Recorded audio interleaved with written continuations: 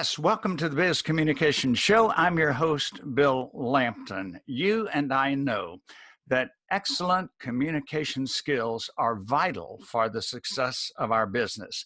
And that's why every week on the Biz Communication Show, I bring us a guest who can share strategies, tips, guidelines that they have learned through years of experience that took them to the top of business communication. Today, I'm delighted that our guest is Rich Bartolotta. Rich is an insightful, results-oriented, truly global business leader. Some people call themselves a business leader, and that's just something on paper, but he really is one. His background includes extensive international experience as well as senior financial roles. He's currently a strategic partner with Schooley Mitchell, the largest independent telecom and merchant services expense reduction consultancy in North America. Rich began his professional career with IBM Corporation, working at several U.S. locations and in Tokyo. While in Japan, he spent time with NASDAQ, EDS, and IMS Health. 8 years total in Japan. 33 and a half years in business executive leadership positions. Rich then transitioned into a sales role, and that's what we'll be talking about today. Rich Bartolotta, welcome to the Biz Communication Show. Hey, Bill, thank you for having me. I'm glad to be back on again. I enjoyed our first talk, and I'm looking forward to today. We had excellent feedback from your previous experience, and I know that your comments today will be very helpful to our viewers and listeners. As I mentioned, you spent a long time at top executive positions. And in executive positions, of course, we have to use persuasive strategies, and yet when a person switches to sales full time, that becomes not just something tangential, but it's very central. What was it like for you to move into sales, and how did you make that transition so successfully? Well, that's a great question, Bill. I mean, as a CFO or a finance executive, you always have a good working relationship with sales leaders and sales managers. You're keeping track of key deals. You're looking at pipelines to make sure things are progressing. And I'll tell you, it's a heck of a lot easier to question salespeople on how to go about closing deals than it actually is to go out and have to sell and close something yourself. So, I have a newfound respect for salespeople and what they do. So the transition, though, for me has been great. I've really enjoyed being in a sales role. I find it really forces you to look at your company very objectively. What is your offering? What value is it to a potential client?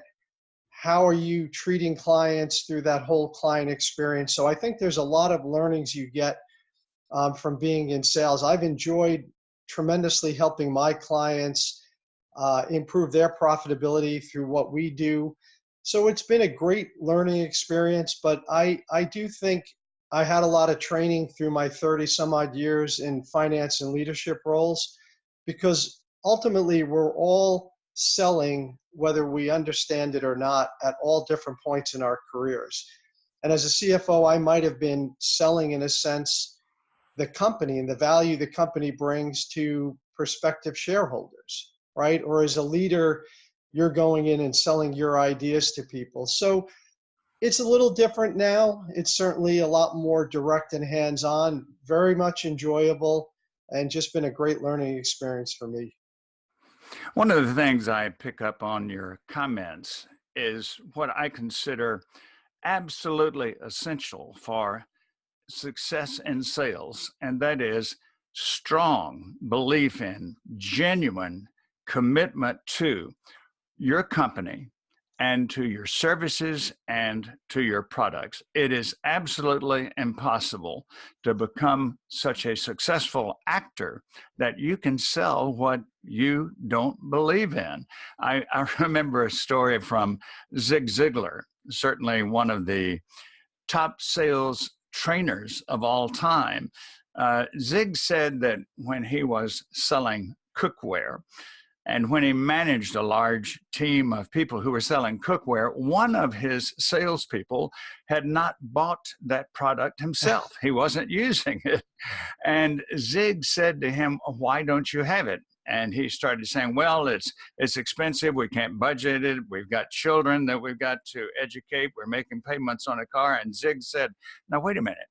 You're making all the objections that Yeah. everybody else is going to make to you. And until you start buying into that product by putting your money there, you're not going to be the salesperson you need to be."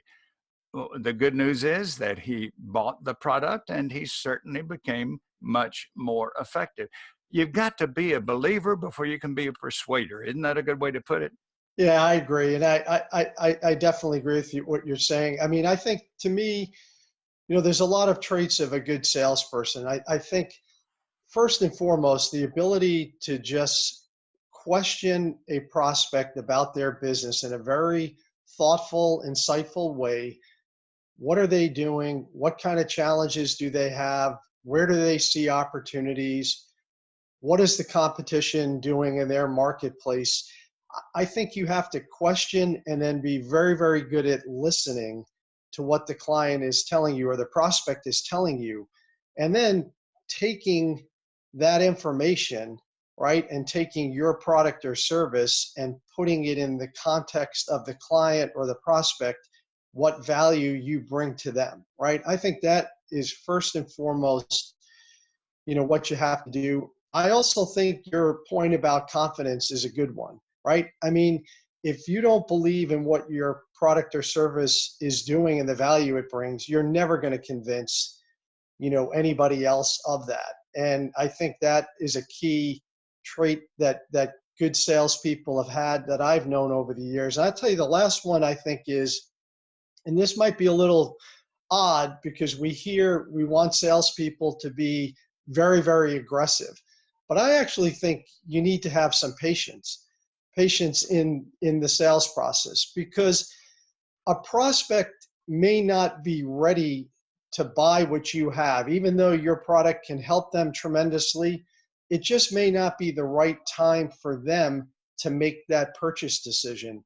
And you've got to be confident enough about that recognize it's not you they're turning down, or it's not necessarily your product that they're not interested in. It's just not the right time for them.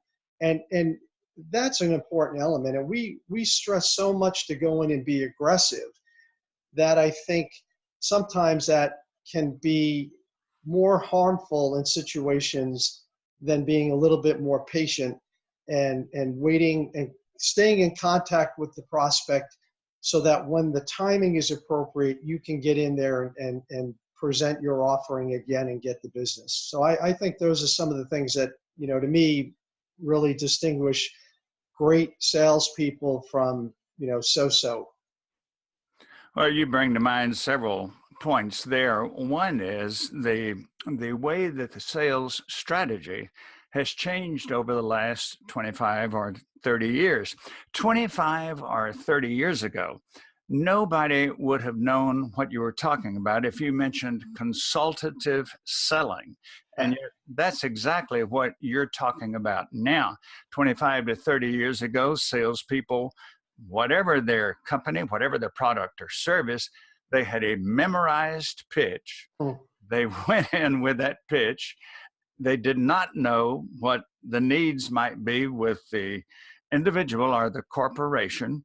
They gave that pitch. At the end of it, they probably handed out a contract and said, "Sign this here." Yeah. That might have worked. It probably worked only marginally well, but it might have worked in previous decades. As you're saying now, listening finding out not your needs. Your need is to sell. Your need is to Right. get a commission. Your need is to make your boss happy, but that's not their need. So what you need to find out is what are their needs. And truly, highly ethical salespeople will rebound this way. If the person says yours is not the service I need or the company I need, a highly ethical salesperson will not just leave in a huff, but will say, well, you know, I've got someone in mind who I know I could connect you with who can do what you're looking for. So sales has become more, in my judgment and my observation and even my practice, it's become more of a service instead of a push or profession, hasn't it?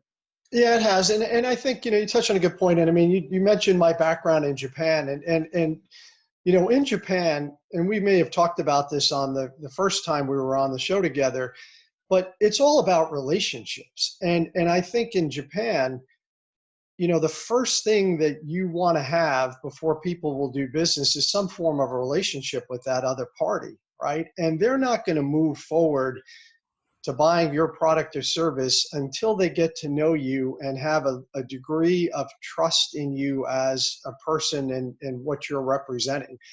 And I think if you view the sales cycle as the very, very, very front end of building a good long-term relationship with somebody, right? And closing the deal is almost the start of that process, right? It's very much the front end of it because you want it to continue on for many, many years or decades. And even if the person, for whatever reason, stops buying your product, to your point, you want that relationship to continue on. And that's the value of it, right? It's the relationship you're building with somebody.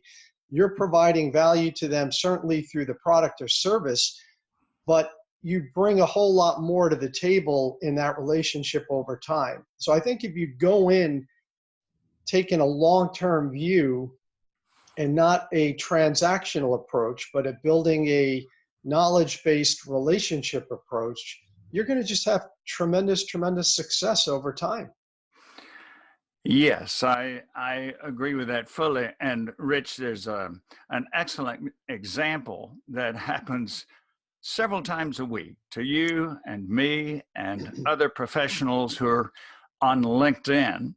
We will see an invitation. The person looks like they have the qualifications that relate to what we're doing.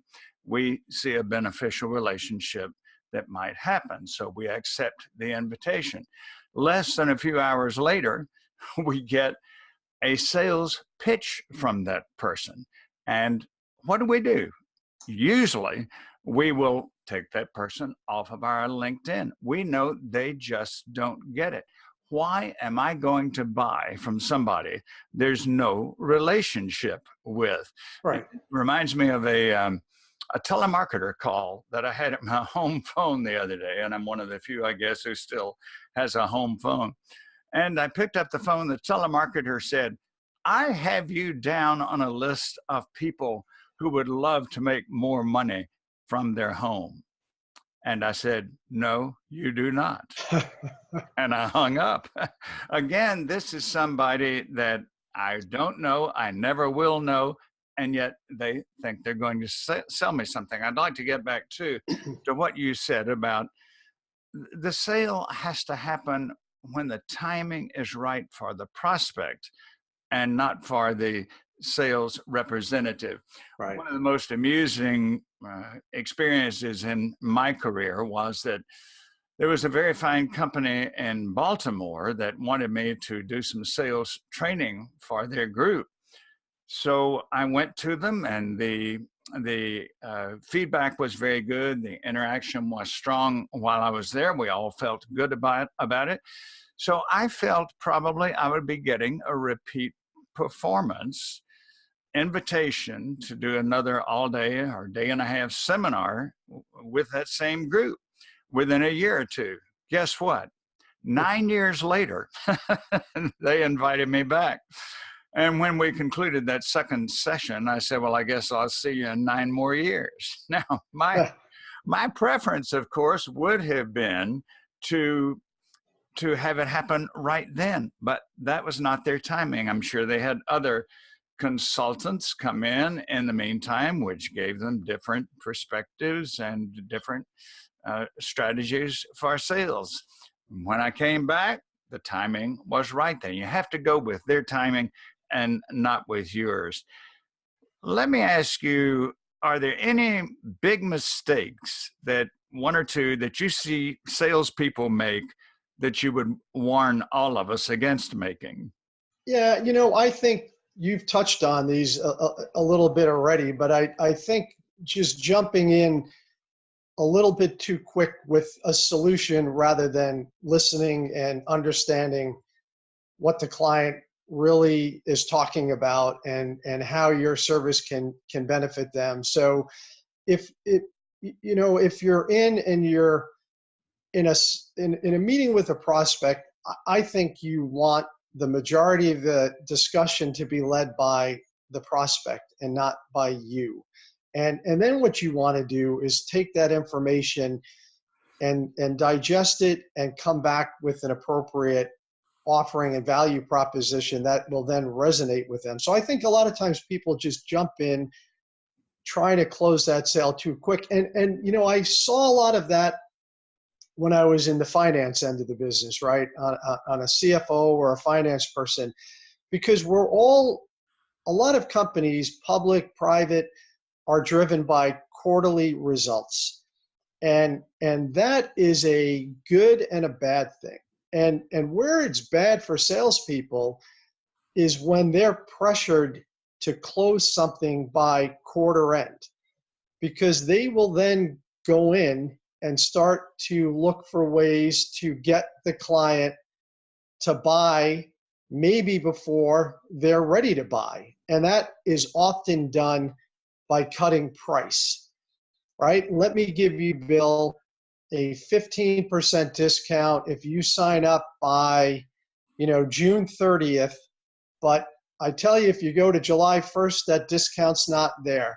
That is, that's a way to close business quicker, but you're really devaluing your product, and you're sort of teaching your client that it's better for them to wait, and they'll get a better deal if they just kind of hang out, wait till you get to a quarter end. So I think people are a little too anxious to close, and sometimes the management systems and the metrics we put in place to run businesses around quarterly results can kind of cause some unintended consequences that are generally not good for the customer potentially, and also for you as a business or a sales organization.